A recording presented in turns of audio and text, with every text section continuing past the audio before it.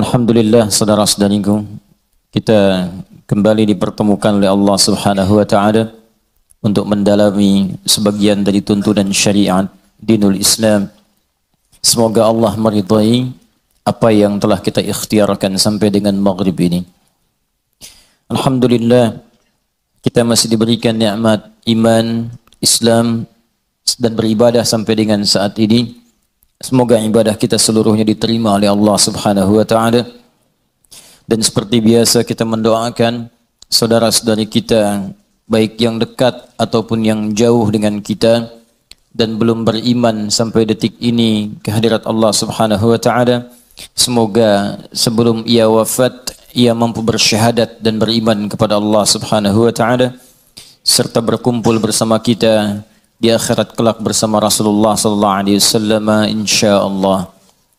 Semoga para pelaku maksiat tepat di detik ini diberikan hidayah oleh Allah untuk bertobat, sehingga dengan bertobat itu mudah-mudahan seluruh tubuhnya bisa berubah mengerjakan amal saleh dan dipertanggungjawabkan dengan ringan saat hisab di hadapan Allah Subhanahu wa taala. Mari kita lanjutkan kajian kita di kesempatan ini. Masih dalam pembahasan surah Al-Fatihah pada ayat yang kedua, Alhamdulillahi Rabbil Alamin. Sebelum sampai pada pemaknaan ayat ini, kita akan coba ingatkan kembali korelasi dengan ayat sebelumnya dan penamaan dengan surah Al-Fatihah. Seperti diketahui bahwa Al-Fatihah disebut dengan demikian mencakup beberapa makna yang sangat luas dan memiliki sifat yang istimewa. Al-Fatihah bisa berarti pembuka bila terkait dengan ayat-ayat Allah Subhanahu wa taala, maka ia dipahami sebagai pembuka dari firman Allah yang diturunkan pada Nabi Muhammad sallallahu alaihi wasallam sebagai mukjizat sekaligus wahyu yang menandai kerasulan Nabi Muhammad sallallahu alaihi wasallam.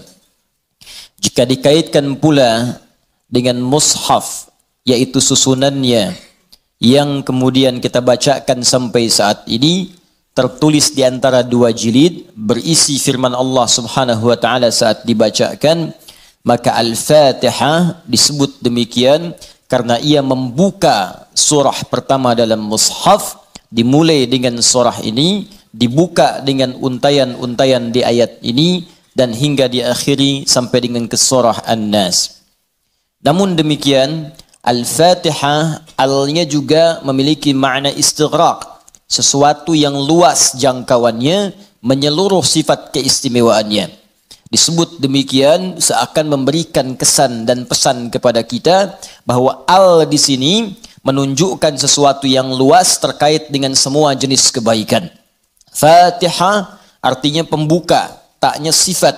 Jadi kalau ingin dibukakan sifat-sifat kebaikan kepada kita di semua aspek kehidupan, baik dalam fisik kita yang sehat, baik dalam rizki kita, baik dalam kemuliaan hidup kita, baik dalam segala aktivitas yang kita lalui dari ujung kepala sampai ujung kaki, maka pelajarilah seluruh isi Al-Fatihah ini. Maka Anda akan mendapatkan bimbingan dan mendapatkan kemuliaan dari Allah Subhanahu wa taala yang akan membuka semua sifat-sifat kebaikan dalam hidup kita. Karena itulah surah Al-Fatihah juga disebut dengan surah Asy-Syafi yang memberikan nilai-nilai kemuliaan, kebaikan, pembuka pintu kesehatan bagi orang-orang yang diuji dengan penyakit. Asy-Syafi, Al-Kafi, sesuatu yang dicukupkan dengannya, yang menjangkau semua hal kebutuhan yang kita perlukan dalam kehidupan di dunia. Jadi kalau kita amalkan isinya, semua hal yang baik-baik dalam kehidupan kita di dunia sampai ke akhirat akan dibukakan oleh Allah Subhanahu wa taala. Apa yang Anda butuhkan?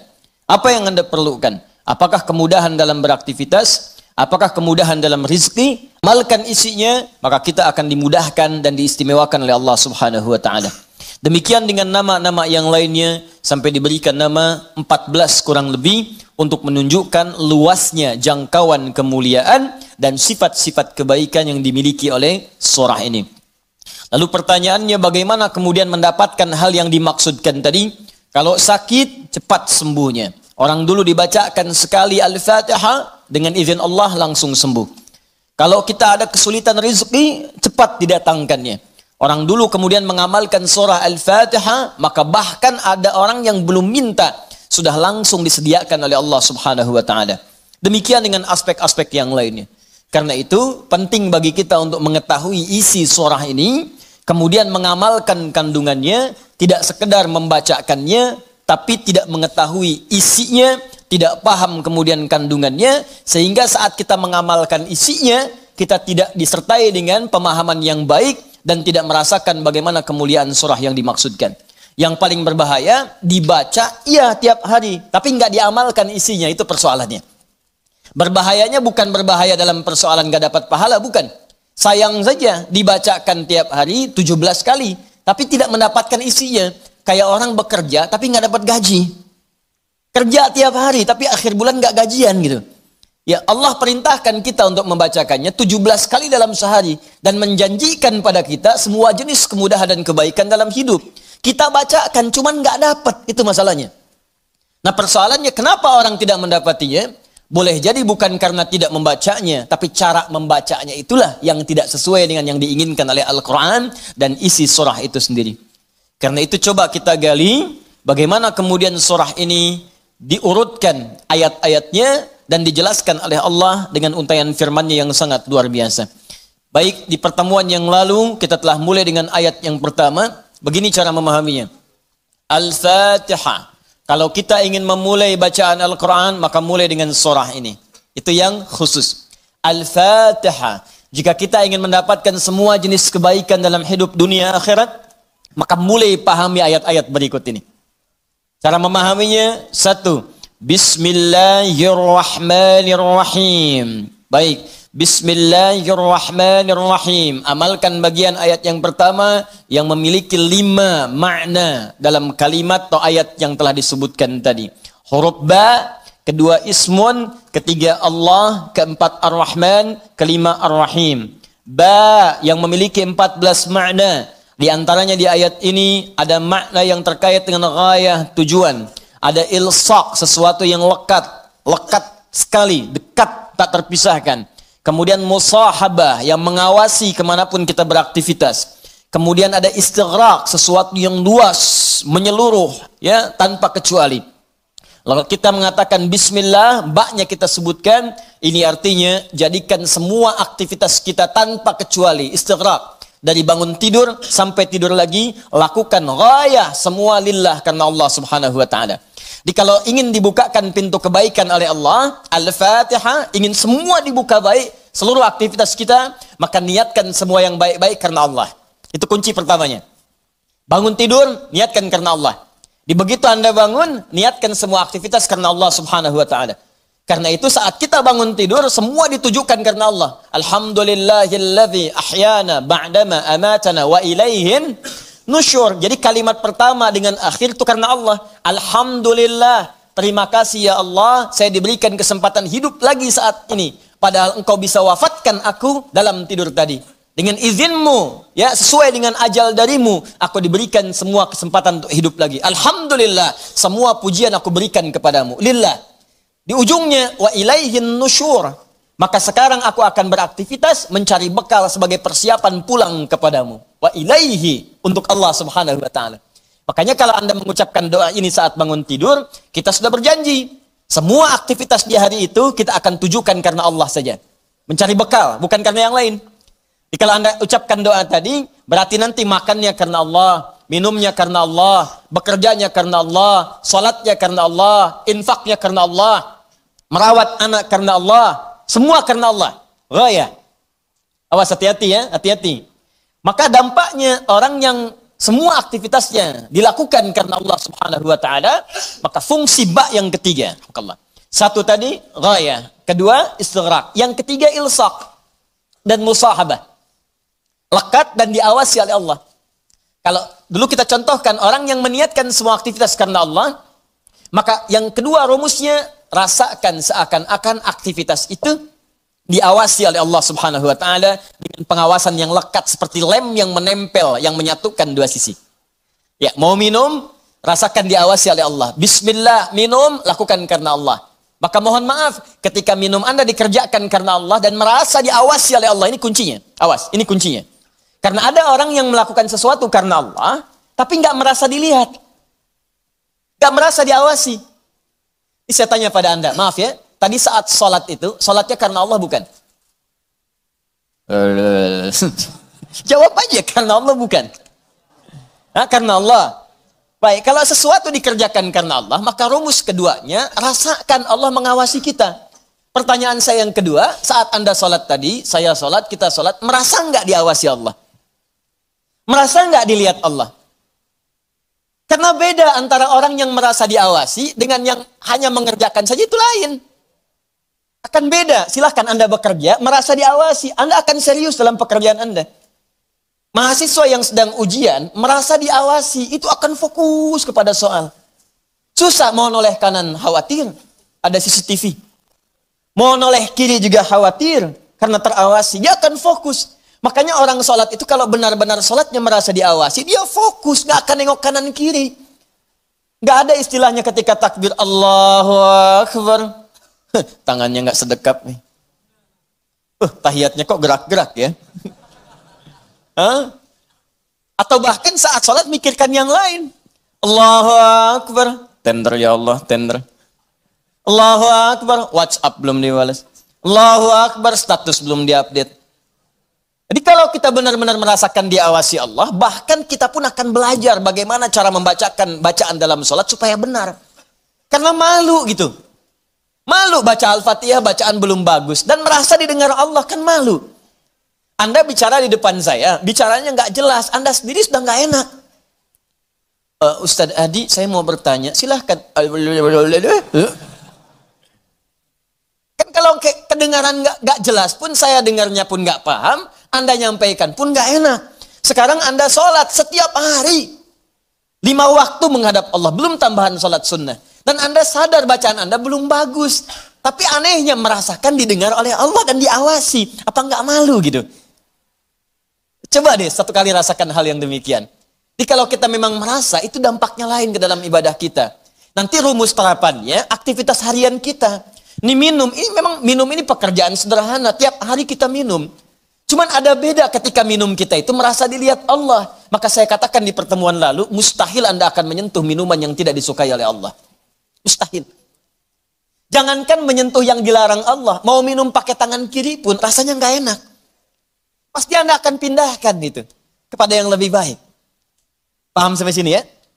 Ya sama dengan proses begini. Mencari nafkah, bekerja, dari di jalan, dari baca, berpakaian. Kalau semua dikerjakan karena Allah, demi Allah saya katakan, mustahil dalam pekerjaan bisa mudah menyentuh yang diharamkan oleh Allah. Gak mungkin. Gak mungkin mau terima proyek yang haram, itu mustahil. Mustahil ikutan tender yang haram, mustahil. Mustahil menjerumuskan diri pada yang tidak disukai oleh Allah. Karena merasa dilihat Allah. Dan merasa diawasi. Jadi mustahil. Dusta itu mustahil. Bohong itu mustahil. Korupsi mustahil. Nyogok gak mungkin. Bukan karena perkara takut orang lihat. Karena Allah mengawasi kita. Makanya dulu, sahabat tuh ketika diajarkan seperti itu. Bahkan anak-anak kecil, jangankan yang tinggal di kota. Di ujung yang paling dalam di padang Sahara, yang sulit ada orang setiap waktu, yang kalau lewat cuman kambing gurun dengan unta. Anda bayangkan. Lewat kambing gurun, unta, kambing gurun, unta, kambing gurun, unta. Tapi perhatikan bagaimana mereka mengamalkan huruf ba dalam Bismillahirrahmanirrahim. Diuji oleh sahabat Umar bin Al-Khattab radhiyallahu ta'ala anhu. Lewat padang pasir, kelihatan anak muda sedang menggembala. Saat menggembala itu, menggembala kambing, ditanya oleh Umar, diuji. Kata Umar, saya mau beli sebagian dari kambingmu itu. Kata orang ini bukan punya saya, punya tuan saya. Punya tuan saya. Kata Umar, tuanmu kan gak ada di sini. Ini padang pasir yang luas. Orang yang gak ada. Beli aja, bilang dimakan serigala. Apa kata penggembala ini? Lalu di mana Allah? Idzan fa'ain Allah. Bayangkan penggembala saja di padang pasir yang orang yang gak ada, yang gampang saja bilang ini dimakan serigala, dapat keuntungan banyak gitu. Ya, luar biasa. Yang dia katakan pertama kali bukan sekedar menolak, gak mau takut ketahuan sama tuan, takut ketahuan sama pemiliknya, Takut atau tidak? Pertama kali jawaban yang keluar, idzan aina Allah? Lalu Allah di mana? Allah di mana? Demi Allah saya katakan hakul yakin kalau setiap muslim merasakan dalam dirinya bahwa dia diawasi oleh Allah Subhanahu wa taala, maka lurus, damai, tenang, tentram dan baik semua urusan kehidupan. Enggak ada penipuan dalam perdagangan, enggak ada penipuan dalam hal-hal interaksi kehidupan, tidak ada kecurangan, tidak ada keburukan, semua baik karena merasa dilihat oleh Allah Subhanahu wa taala. Itu baru huruf ba. Baru ba. Coba tiap hari kita baca itu. Satu huruf ini aja. Mohon maaf ya, selama hidup kita udah diamalin belum? Satu huruf ini aja. Ayo suami sama istri. Berapa kali berkata hal-hal yang tidak tepat? Istri terhadap suami. Berapa kali menerangkan sesuatu yang tidak tepat? Anak pada orang tua kepada anak. Walaupun hal-hal yang ringan. Papa mau permen. Nanti papa beliin 1 truk. Kapan truknya datang? Ini huruf ba saja 1 gitu. Anda menuntut banyak dari Allah, tapi Allah meminta kita mengamalkan 1 huruf aja, kita nggak maksimal. Coba lihat tuntutan kita setiap hari. Ya Allah lancarkan usahaku, ya Allah luluskan dalam kuliahku, ya Allah mudahkan pernikahanku, ya Allah berkahi hartaku, ya Allah lancarkan pekerjaanku. Banyak yang diminta, sembuhkan aku. Kata Allah, aku berikan semuanya. Amalin 1 aja huruf ba. Ba. Ketika benar mengerjakannya, ismun, bimakna sumuun, bimakna raf'un, terangkat, dimuliakan, ditinggikan. Ketika benar mengamalkannya, maka Allah akan berkenan meninggikan derajat kita, memuliakan kita pada semua aktivitas yang kita kerjakan dalam kehidupan kita. Syaratnya 1, kerjakan semua karena Allah Subhanahu wa taala. Allah sifatul uluhiyah wal ubudiyah, al-ma'budu bil haqqi awil haqqil ma'bud. Bukan sekedar menunjukkan aktivitas karena Allah saja, tapi lekatkan 2 sifat saat mengerjakannya. Saya mau minum ya, saya ucapkan bismillah. Bukan sekedar merasakan Allah mengawasi kita saja, tapi rasakan yang mengawasi kita punya sifat uluhiyah, sifat ketuhanan. Ini Tuhan saya. Allah. Gambarannya begini, maaf ya, gambarannya begini. Pimpinan saja, pimpinan di kampus, rektor, mengawasi ujian Anda serius. Pimpinan di kantor, mudir, direktur utama, mengawasi Anda begitu serius. Pengawas saat Anda bekerja, maaf, di sekolah, di SD, di SMP, di SMA, ada pengawas, maka semua guru-guru serius. Semua serius. Sekarang, yang mengawasi kita bukan makhluk lagi. Pencipta rektor, pencipta direktur, pencipta kemudian pengawas, pencipta semuanya. Jauh di atas mereka semua. Maka orang-orang yang merasakan langsung Allah, Tuhan yang mengawasi saya, maka setidaknya keseriusan itu lebih bertambah daripada sebelumnya. Itu poinnya. Dirasakan saat Anda mengerjakan sesuatu, langsung Allah yang mengawasi saya nih, bukan yang lain. Di saat bekerja rasakan Allah yang mengawasi saya. Saya nggak peduli ada manajer, nggak ada direktur, terserah. Ada supervisor, tidak ada supervisor, terserah. Yang penting Allah mengawasi saya. Itu poin pertama. Awas, ini perkaranya ringan nih, ya. Kelihatannya sedikit kecil, ringan, tapi dampaknya besar si Allah Subhanahu wa taala. Jika benar kita mengerjakannya dengan menuhankan Allah dan merasakan pengawasan Allah Subhanahu wa taala, maka nanti lihat 2 terakhir di bagian penutup ayat tadi. Yang kedua, sifat ubudiyah. Ini yang sering gagal di sini. Haqqul ma'bud wal ma'budu bil haqq. Yang berhak untuk disembah dan yang disembah dengan yang sebenar-benarnya. Saya jelaskan di pertemuan yang lalu. Ya, siapa dia? Allah. Sifat dari nama Allah yang kedua adalah sifat yang menjadikan semua aktivitas kita niatkan sebagai ibadah karena Allah yang dipertuhankan tadi. Jadi kalau mau minum, bukan sekedar minum. Niatkan karena Allah sebagai ibadah. Kalau mau makan, niatkan karena Allah sebagai ibadah. Mau berpakaian, niatkan karena Allah sebagai ibadah. Makanya orang-orang yang berpakaian yang niatnya ibadah, gak akan cari pakaian yang ngebuka aurat. Katanya karena Allah, tapi pakaiannya aurat terbuka.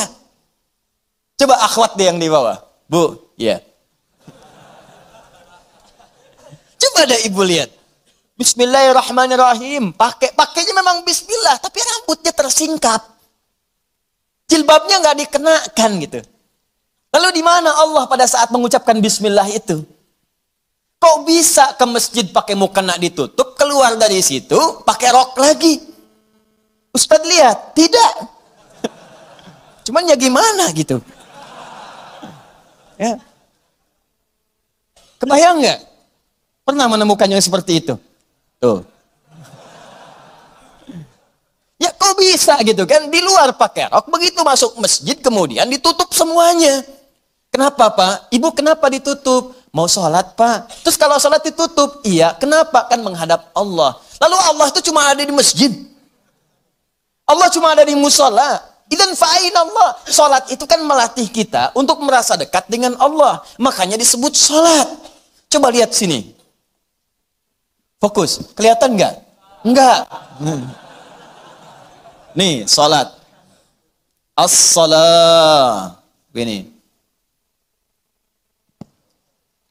Lihat baik-baik ya. Fokus. Dikit saya terangkan agak panjang. Ini asal katanya. Kalau kita gali ke dasar-dasar yang paling awalnya. Ini nanti dari kata silatun. As-silah. Kata kerjanya dari wasala. Yasilu silatan. Wasalatan. Sesuatu yang tersambung erat, sulit dipisahkan. Silah, sesuatu yang tersambung erat, sulit dipisahkan. Pernah dengar kata ini? Silaturahim? Ya, kami kumpul-kumpul saat ini untuk mengeratkan silaturahim. Silah itu sudah erat. Ya, silaturahim hubungan kasih sayang yang erat. Saking eratnya, jangankan saat kumpul, saat bubar pun masih tersambung hubungan itu. Di mana cirinya? Maaf, kesuksesan silaturahim itu bukan saat kumpul saling sapa, bukan. Kalau kumpul menyapa, wajar orangnya ada. Kalau kumpul tertawa, wajar orangnya pun ada. Silaturahim itu kalau ingin dilihat suksesnya saat pulang, apakah dia masih mendoakan Anda? Apakah masih mengingatkan Anda dalam kebaikan? Akhi, besok taklim ya. Akhi, malam tahajud ya. Kemudian Anda doakan tanpa sepengetahuan dia. Ya Allah, sayangi sahabat saya. Ya Allah, kekalkan hubungan kami sampai dengan ke surga. Ya Allah, jaga keluarga dia dalam kebaikan. Ya Allah, sehatkan semua anggota keluarganya. Ya Allah, jadikan kami bersaudara keluarga kami dengan keluarga dia. Itulah silaturahim. Silah, hubungan yang erat, yang tak terputuskan dan tidak tersekat oleh tempat dan keadaan serta waktu. Itu silah. Nah, kalau kita ingin menjadikan latihan supaya kita terhubung dengan Allah, kapanpun, dimanapun, tanpa disekat oleh tempat dan waktu, maka latihannya untuk mendekat kepada Allah disebut dengan sholat namanya. Di sholat ini cara kita terhubung dengan Allah. Supaya saat terhubung itu, bukan cuma di masjid, nggak ada sekat tempat dimanapun tersambung dengan Allah. Dikeluar dari masjid, ingat Allah. Makanya orang yang jalannya keluar dari masjid ingat Allah, maka jalannya pun jalan yang merasa diperhatikan oleh Allah. Nggak akan dia sombong. Dan nggak akan pernah tertukar sendal. Betul. Karena dia ingat Allah. Allahumma inni as'aluka min fadlik. Ya Allah, ya Allah tuh. Saya memohon semua kemuliaan darimu. Begitu keluar pakai sendal, nggak akan tertukar. Bismillahirrahmanirrahim. Bukan punya saya. Mirip. Ya Allah, maaf. Pakai lagi. Jelas ya? Itu namanya. Karena itu orang mengatakan as-salah itu doa. Ad-doa. As-salatu ya doa. Pengertian fikih. Salat itu doa. Karena semua awal sampai akhirnya dalam salat kita baca doa. Tapi kenapa doa disebut salat? Karena saat berdoa kita tersambung dengan Allah subhanahu wa ta'ala. Itu poinnya. Makanya setiap orang berdoa itu nyambung dia dengan Allah. Ya Allah, ya Allah, ya Allah, nyambung. Karena itu di fikih disebut as-salat ya doa. Tapi asal maknanya sesuatu yang terhubung dengan Allah, hubungan yang sangat erat, tak terpisahkan waktu dan tempat. Makanya aneh kalau ada orang sholat ke masjid, dari mulai rok mini, kemudian pakai mukena ditutup, keluar masjid, dibuka lagi. Itu artinya nggak nyambung. Nggak nyambung. Nggak nyambung. Sama dengan ikhwan. Ke masjid antum ini, nyembah Allah, fokus, khusyuk, keluar dari masjid, maksiat lagi, nggak nyambung. Nggak nyambung. Ada yang salah itu. Jadi aneh kan, menuntut banyak kepada Allah, tapi hak-hak Allah nggak dipenuhi. Dan jangan sekat ibadah itu dalam konteks ritual saja. Bukan sekedar sholat, bukan. Sholat itu latihan. Bukan sekedar baca Al-Quran. Karena ibadah yang baik itu akan meluaskan aura ibadahnya di luar konteks dalam penilaian yang ritual itu. Di selesai ritual, keluar, masih ingat Allah.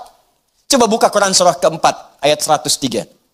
Perhatikan bagaimana Allah menjelaskan keutamaan apa yang dikerjakan setelah sholat itu. Tadi yang saya terangkan maknanya.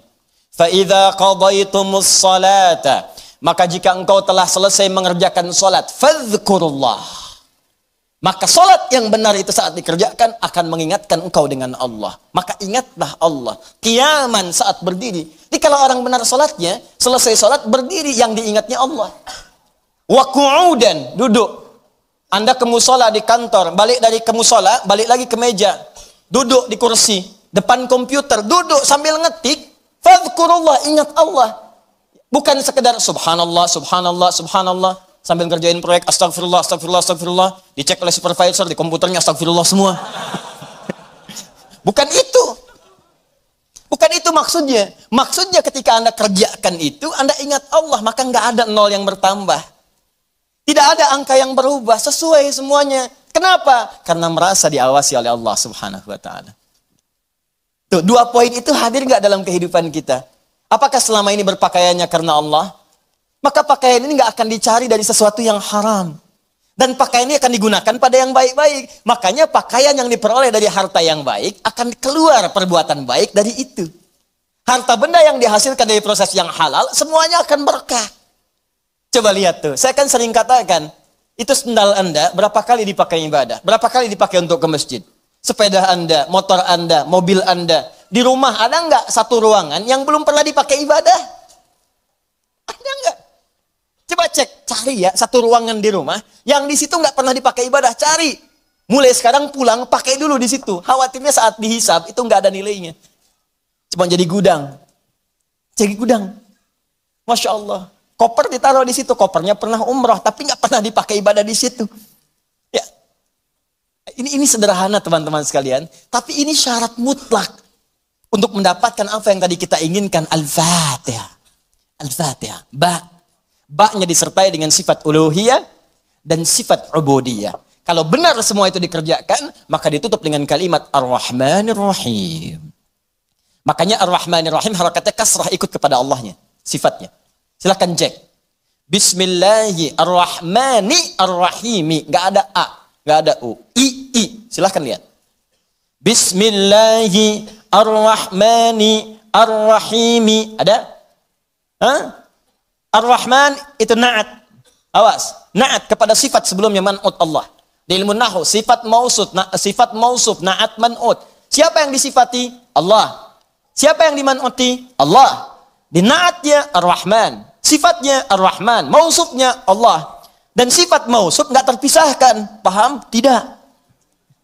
Nggak bisa dipisahkan. Yang disifati dengan sifatnya. Yang disifati itu Allah. Sifatnya Ar-Rahman. Plus Ar-Rahim. Sifat dengan yang disifati nggak bisa dipisahkan. Sifat Ar-Rahman nggak terpisahkan dengan Allah. Jadi kalau ingin mendapatkan sifat Rahman, maka amalkan sifat dalam lafaz Allah yang tadi disebutkan. Ingin mendapatkan kemuliaan dalam Rahman, maka amalkan dua sifat yang melekat pada kalimat Allah. Uluhiyah, kemudian ubudiyah. Pertuhankan Allah dan lakukan semua pekerjaan sebagai ibadah. Maka semua urusan dunia yang baik-baik Allah buka. Sifat Allah yang memberikan semua kemuliaan dunia disebut dengan Rahman. Nanti semua yang kita kerjakan karena ibadah punya bekal akhirat. Bismillahirrahmanirrahim. Minum. Alhamdulillah. Contoh. Nah, dituliskan ini.